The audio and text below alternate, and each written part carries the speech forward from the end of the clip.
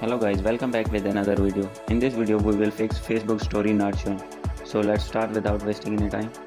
So first of all, click and hold on your Facebook app. Click on app info and click on force stop. Okay.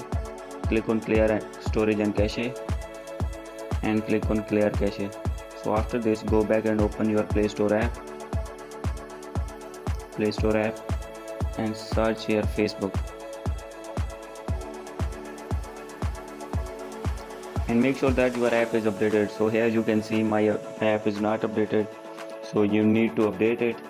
And after this, go back and open your settings, scroll down and click on system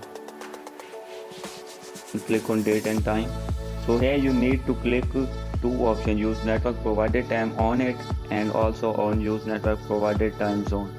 So after doing these steps, your account will be fine and stories are showing in your account. So thank you for watching. Please do subscribe, comment and share. Thank you.